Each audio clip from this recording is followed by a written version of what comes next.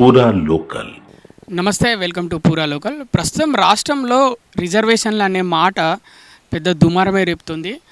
కాంగ్రెస్ నేతలు బీజేపీ మూడోసారి అధికారంలోకి వస్తే రిజర్వేషన్లు ఎత్తివేస్తారని, ఓబీసీ, ఎస్సీ రిజర్వేషన్లు ఎత్తివేస్తారని కాంగ్రెస్ నేతలు అంటున్నారు. ముఖ్యంగా కాంగ్రెస్ నేతలే కాకుండా వారి ముఖ్యమంత్రి కూడా అంటున్నారు. అలాగే చూసుకుంటే ఈ విషయంపై మనతో మాట్లాడడానికి మురళీ మనోహర్ గారు, జాతీయ ఏబీవీపీ మాజీ అధ్యక్షుడు, అలాగే ఎన్సీఆర్టీ మెంబర్, అలాగే విద్యావేత్త, రిజర్వేషన్లపై మనతో మాట్లాడడానికి మనతో ఉన్నారు. ఆయన్నే అడిగి తెలుసుకుందాం. నమస్తే సార్.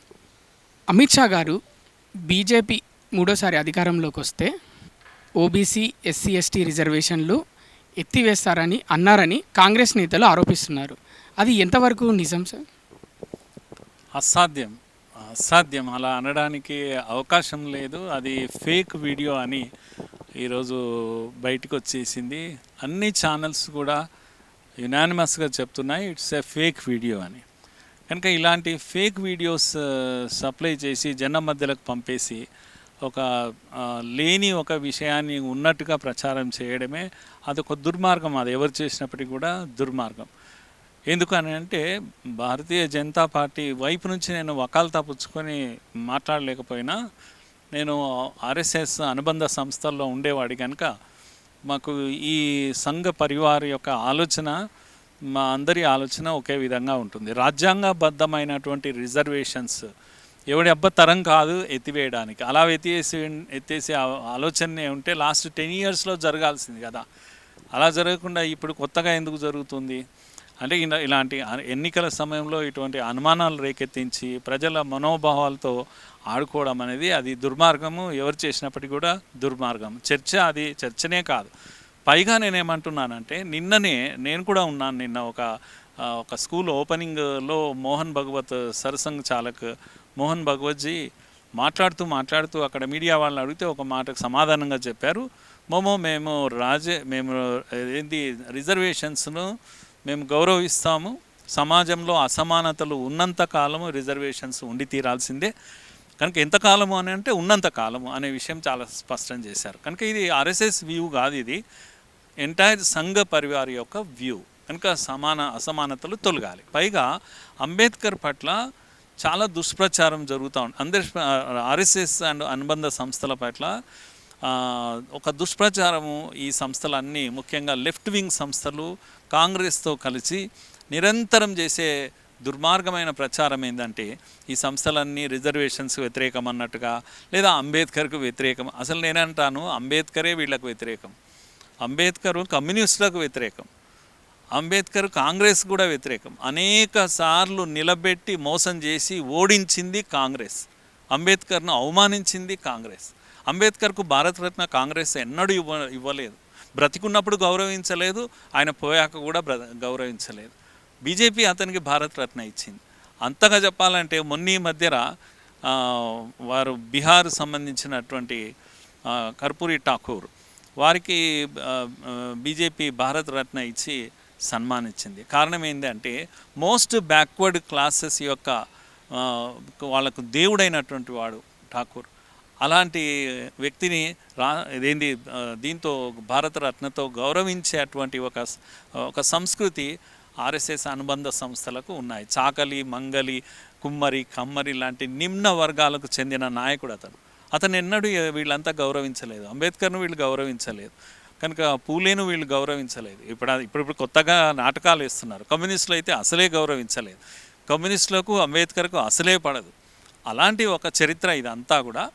కనుక రిజర్వేషన్స్ విషయంలో ముఖ్యంగా నేను అంటాను, మోడీ వచ్చాక కదా రాజ్యాంగ దినం November 21 ఏదైతే ఉందో, ఎందుకు రాజ్యాంగ దినాన్ని ఇన్ని రోజులు పాటించలేదు? 75 ఏళ్ళుగా రాజ్యాంగాన్ని గౌరవించేటువంటి ఆలోచన కూడా కాంగ్రెస్కి ఎందుకు లేదు? 75 yearsలో ఎన్నడూ లేనిది కాన్స్టిట్యూషన్ అడాప్ట్ చేసుకున్న దినంగా మోడీ వచ్చాక దాన్ని పాటించడం, రాజ్యాంగ నిర్మాతను అంబేద్కర్ను గౌరవించేటువంటి ఒక కొత్త సాంప్రదాయాన్ని మోడీ తీసుకొచ్చారు. 75 ఏళ్ళుగా వీళ్ళ దృష్టికి రాలేదు. ఇలాంటివన్నీ ఏదన్నా చేశారంటే మోడీ గారు చేశారు. నిమ్న వర్గాల కోసం ఎంత చేయాలనో అన్నీ చేస్తూ ఉన్నారు. నేను ఇంకొక మాట చెప్తాను, ఒకవేళ ఈ రిజర్వేషన్స్ ఏమన్నా దెబ్బతీస్తే అది కాంగ్రెస్ దెబ్బతీస్తుంది. ఎందుకంటే కాంగ్రెస్కి ఒక చరిత్ర ఉంది. ఎప్పుడైనా కూడా రిజర్వేషన్స్ అనేవి రాజ్యాంగం ఏం చెప్తుంది అంటే అవి మతపరమైనవి రిజర్వేషన్స్ కావు.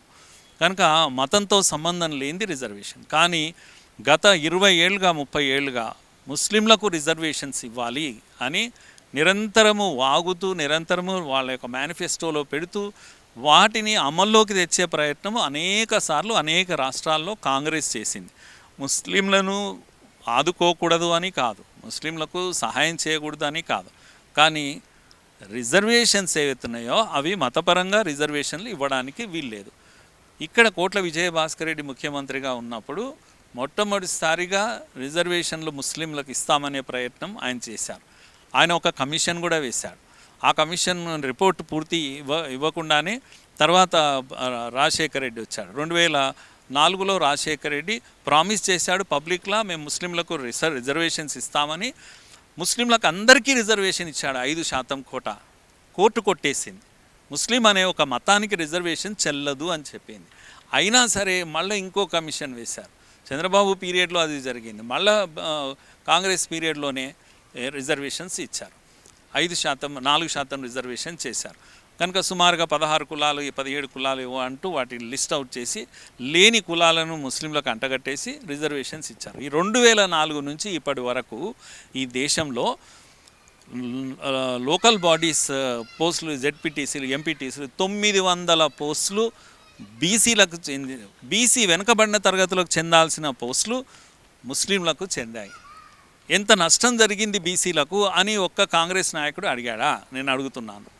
20 లక్షల సీట్లు ఏది 2004 నుంచి ఇప్పటి వరకు ఎంబీబీఎస్, ఇంజనీరింగ్, ఎంబీఏ, ఎంసీఏ లాంటి సీట్లన్నీ కూడా బీసీలకు వెనుకబడిన వాళ్లకు చెందాల్సినటువంటి సీట్లు ముస్లింలకు అప్పజెప్పారు. ఇవి ఎవరికి దక్కాలి? బీసీ క్యాట్స్లకు జరగాలి. అలాగే కార్పొరేటర్లు ఇక్కడ సుమారుగా 50 సీట్లు రిజర్వ్డ్ ఓబీసీలకు, అందులో 29-30 సీట్లు ఎంఐఎం తీసుకుపోయింది, ముస్లింలకు తీసుకుపోయింది. ఇవన్నీ బీసీలకు చెందాల్సినవి. బీసీలకు చెందిన కోటాను తూట్లు పడుస్తూ ఎప్పటికప్పుడు ఆ విధంగా బీసీలను మోసం చేస్తూ రాజ్యాంగ విరుద్ధమైనటువంటి మతపరమైన రిజర్వేషన్స్ ఇచ్చిన చరిత్ర కాంగ్రెస్కు ఉంది. ఇక్కడే కాదు, మోడీ అందుకే అన్నాడు, రేపు ఎన్నికల తర్వాత అటు ఇటు ఏమైనా జరిగిందంటే మాత్రం హిందువులందరూ మోసపోవాల్సిందే. ముఖ్యంగా బీసీలకు అందరికీ చెందాల్సినటువంటి రిజర్వేషన్లు కానీ, ఆస్తులు కానీ, పాస్తులు కానీ, బంగారం కానీ వీటన్నిటిని కూడా స్కాన్ చేసి, రాహుల్ గాంధీ స్కాన్ చేసి హిందువుల ఆస్తులను, ఇప్పటికే దేవాలయాల ఆస్తులను పంచిపెడతా ఉన్నారు. కనుక హిందువుల ఆస్తులు అవన్నీ కూడా మీరు ఎక్కడ కూడా వక్ఫ్ బోర్డు ఆస్తులను మీరు తీసుకున్న చరిత్ర లేదు.